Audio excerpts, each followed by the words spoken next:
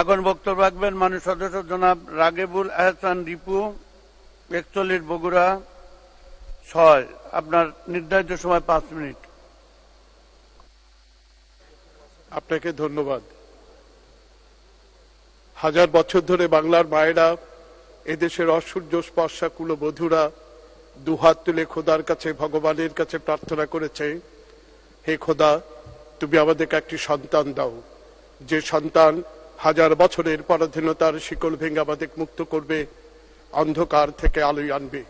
হাজার বছরের সেই তপস্যার সন্তান হলেন আমাদের মহান শিক্ষক, জাতির জনক বঙ্গবন্ধু শেখ মুজিবুর রহমান। এই পবিত্র সংসদে দাঁড়িয়ে গভীর শ্রদ্ধার সাথে তাকে স্মরণ করছি। আমাদের এই উপমহাদেশের প্রথম মুসলিম নারী, যিনি গেরিলা নেতৃত্ব দিয়েছিলেন আমাদের বঙ্গবন্ধুর সহধর্মিণী বঙ্গমাতা বেগম ফজিলাতুন্নেসা মুজিবকে আমি গভীর শ্রদ্ধার সাথে স্মরণ করছি।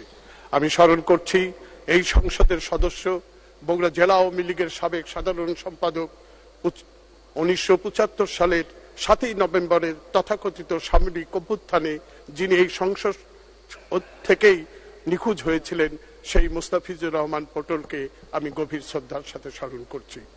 মাননীয় স্পিকার, আমাদের অর্থমন্ত্রী বিশ্ব বাস্তবতা সামনে রেখেই আমাদের জন্য একটা সুচিন্তিত বাজেট তিনি উপস্থাপন করেছেন। আমাদের সংসদ সদস্যগণ গুরুত্বপূর্ণ মতামত রেখেছেন। এই বাজেটে ক্যান্সার রোগীর চিকিৎসার যে সুযোগ সৃষ্টি করা হয়েছে, আমি এই বাজেটে সেটা ধন্যবাদ জানাচ্ছি। আমি বেশি করে কারিগরি শিক্ষা, ক্রিয়া এবং সংস্কৃতি ক্ষেত্রে যাতে বেশি বরাদ্দ দেওয়া হয় সেই প্রস্তাব করছি। মাননীয় স্পিকার, আপনি জানেন বগুড়া যে আমাদের বাংলাদেশের 5টি শিল্প নগরীর মধ্যে একটি।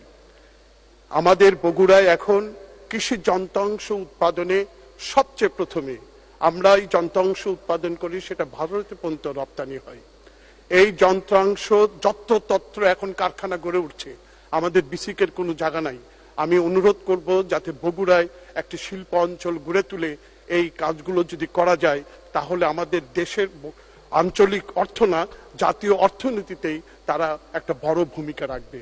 আপনি জানেন আমাদের মহাস্থানগড়ের পুরো নাম পণ্ডনগর।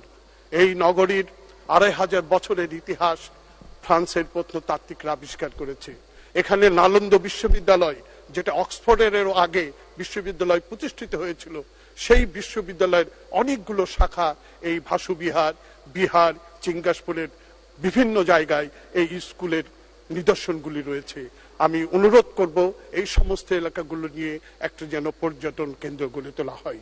মাননীয় স্পিকার, আমি আমার এলাকার, আমাদের জেলার মানুষ যারা দুইবার নির্বাচনে আমাকে নির্বাচিত করেছেন, আমি সেই সম্মানিত নাগরিকদের আপনার মাধ্যমে ধন্যবাদ জানাচ্ছি, মাননীয় প্রধানমন্ত্রীকে ধন্যবাদ জানাচ্ছি এবং আমি কৃতজ্ঞতা জানাচ্ছি মাননীয় প্রধানমন্ত্রীর প্রতি।